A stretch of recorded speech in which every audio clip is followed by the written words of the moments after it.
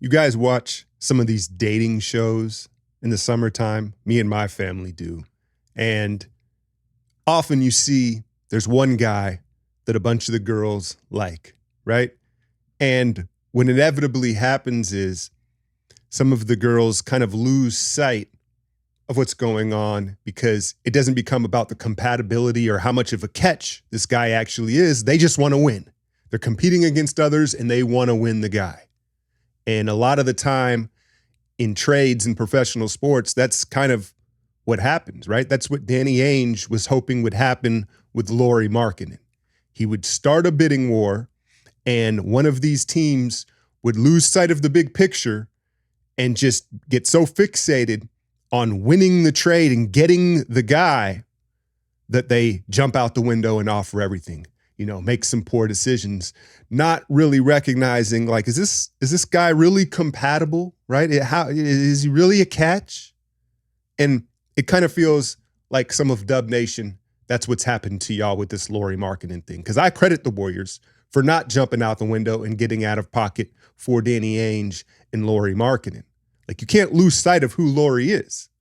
And now he signs this deal, $42 million per ascending all the way into the 50s. He's good on paper, right? It may have worked, but you don't jump out the window for Lauri Markkanen. You don't offer everything for Lauri Markkanen. And I think part of the reason people were so intrigued with him, there's a couple reasons, but I think Warrior fans are a little more desperate than other team fans right now because they want to capitalize on this closing window of Steph Curry, which is understandable, right? But when you look at Lauri Markkanen, I think that there is this unproven hype, right? We don't know what he looks like in the playoffs, right? Because if he had been one of these other guys, well, in the playoffs, he would have had that stigma, like a Paul George or like some of these other guys, like, well, we know what happens in the playoffs with this guy, and he wouldn't have been valued that much. But again, we've never seen him there. And look, maybe he'd be a guy that raises his game come playoff time and takes it to another level. I'm guessing he's not. I'm guessing, in fact, he probably would fade in that environment. And the reason being, it took 5 years for him to look like this, right? He's had 2 good seasons in Utah, a team that's not trying to win. And look, a lot of young guys obviously grow, right? They get better in their first handful of years, usually is where the biggest jump happens. And guys go from bad to good, and there's all these little incremental jumps. But if you're really going to be a guy, a $50 million player, a real star player that matters in the playoffs, you see that before year 5. So that's why my guess would be like, I don't know what he looks like in the playoffs. What would you bet? If playoffs, Utah somehow gets in there, right? Does Lauri take off and he's like, oh man, it's playoff Lauri? Or is it like, hey, Markkanen ain't showing up? Like he ain't shooting the 3. He isn't like the physicality. Like, what would really objectively be your guess on that? But again, a lot of the fan base, they just wanted the big trade, right? It became about winning that competition and something new rather than if it was truly worth it. And so I'm just not as disappointed as I think a lot of y'all are, because it's always been at the right price, right? It's always been at the right price. And now with this new CBA, it's going to be even more about value. And that brings me to Brandin Podziemski. The narrative around him in these negotiations.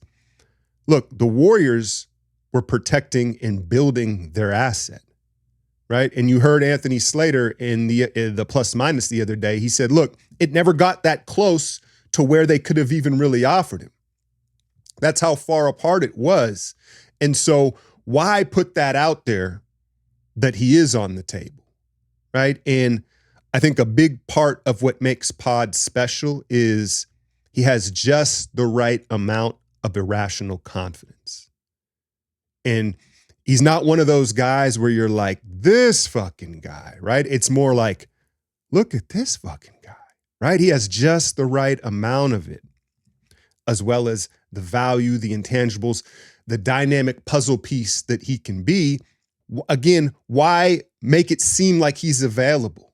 That and I don't think that he's a player that it would have bothered him that much or changed his outlook, but Dunleavy has raised Podziemski's value this summer without him even playing this. He played a little bit of summer league, right? But he's raised his value.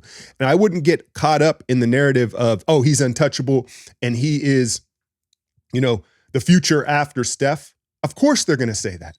And hey, maybe he can be. I think that they are leaning in and doubling down on his potential and his ceiling because he is, and he's comfortable with it, right? So why not say that and build that up? But if push comes to shove, right? If Milwaukee is a disaster this year, or, we'll talk about maybe some other teams here in a minute. Yeah, I'm sure, at the right price, he could be part of the package. For Lauri Markkanen, I don't know, man. And I have a feeling like, let's just say in an alternate universe, the trade happens. The Warriors aren't as good as we had hoped, right? They're the fifth. We're fighting to stay out of the play-in. And Pods is putting up triple doubles in Utah and overachieving. And the same people right now that are whining about not getting it done would be like, oh man, Pods with the Wolverine meme, right? Like, so again, I don't believe that he's untouchable or that, necessarily they're going to build around him in the future. I think they're building their asset and they do like him. There's no doubt about it. Like, right. I think we do at a certain point here, and maybe I'll do a video next week or two about reevaluating Podziemski's ceiling, right? I'm not saying that they're completely lying about it, but they're also, again, protecting and building their assets. So Markkanen's off the table. He signs the deal, Wednesday, so now he can't be traded and all that. And again, it's disappointing out of the lack of excitement to me, more so than actually having to pay this dude $50 million per as a maybe number 2 option. The Warriors, I guess, are also not interested in the I play when I wanna guys. This ain't Randy Moss, I play when I wanna, and that is Zach LaVine and Brandon Ingram, right? They're already dealing with the Wiggins situation. They don't want to bring in, more guys like that. So Valanciunas, we heard that, the Wizards basically signed him to trade him. Kyle Kuzma, I had said this, I don't know if this was a YouTube video, it might have been a Patreon podcast. You could make the argument Kuzma's a better fit than Markkanen. And he is far more proven than Lauri Markkanen. I know it's the bubble championship, but he played alongside Bron AD. I'd say a better defender. I know he's not the spacer and shooter. Someone had pointed out to me, like Kuzma, he doesn't, what was his percentage? It was like 33% from 3 or something like that. I think it's very much like Pascal Siakam. And when we were debating the Siakam possible deal, that's the other element of it. I understand why some of y'all are disappointed, because we have been attached to these big name players and none of them have come. It was Siakam, it was Paul George, it was Markkanen. I understand that. But when we were discussing Siakam last year and his lack of 3-point shooting, I was like, well, if you watch the Raptors play, they haven't really had a playmaker I know they're developing Scotty Barnes into one, but he's far from a point guard. If you watch Siakam shoot the 3 in Toronto, he's having to create a lot of his own shots. It's off the bounce. They're not great looks. And then sure enough, he goes to Indiana with Halliburton and that spacing and pacing, and all of a sudden he's knocking down big 3s in playoff games and shooting it much more efficiently. I think the same of Kuzma. If you look at this Wizards team, which is obviously a disaster, he's having to take and make bad shots. And so it doesn't look as efficient as he would be in a better offensive system where others were creating the 3-pointers for him. Valanciunas, I think we know what he brings to the table. He's got that trail pop 3, physical. I like him. I think everybody likes Valanciunas, especially at his value, right? My issue or my concern would be about getting your hopes up about dealing for one of those 2 players is, are we sure the Wizards want to deal with Mike Dunleavy and the Warriors again?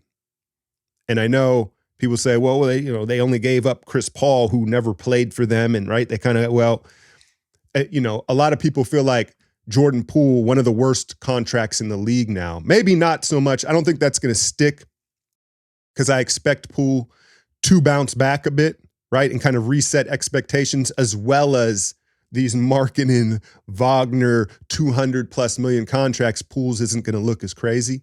But the point is, I do wonder if Washington feels a little bit salty about what they got in Jordan Poole and what they thought they were going to get.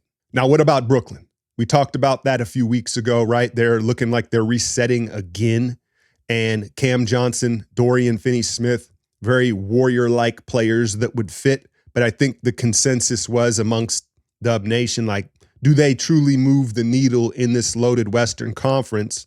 But I do think Brooklyn is a team, if you want to hop in the trade machine, is a team you're going to head to at the top of the list when we're talking about making these moves, because that's the other bit of news that came out from Slater, the Athletic Boys, who are the most tapped in, was like, hey, they may still look to make some smaller moves here in August and in September where teams typically don't operate.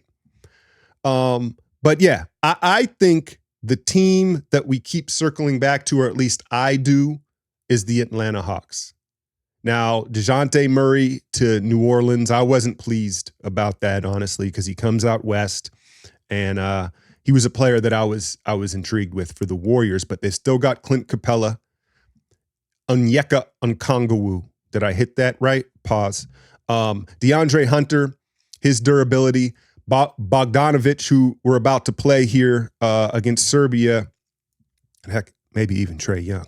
I don't know about that, right? But I just think that that's a team with a lot of interesting talent that's going to be looking to wheel and deal. And so, again, hopping in the trade machine. And I tell you what, I know a lot of you aren't going to agree with my take, and a lot of you are disappointed. I can't tell you how to feel. All I can do is tell you how I feel and why. But let's do a live stream next week.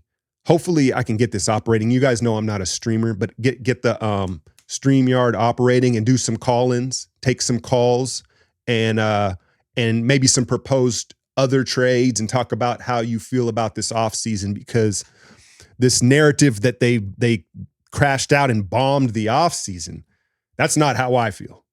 And if you followed my channel long enough, you know I'm not Mr. Glass Half Full. I'm not the most optimistic fan, but at the same time, objectively speaking, okay, yeah, that would have been intriguing, but on to the next. And at the same time, increasing the value of Podziemski, Slow-Mo, Melton. That's my concern. Melton's durability, I don't think we've talked about enough. Does anybody know what's good with Quentin Post? Some people think he's on the roster. Some people think he's not. Is he a two-way spot? I don't know. I do think that Daquan Plowden is very intriguing. There are some things to be intrigued about, but I understand how daunting this Western Conference looks like. So, yeah, let's look for a live stream next week. I'll set out a notification and let y'all know how it goes, so we can get some of y'all takes about how this offseason has played out. As always, hit that like, share, and subscribe. I'm out, y'all.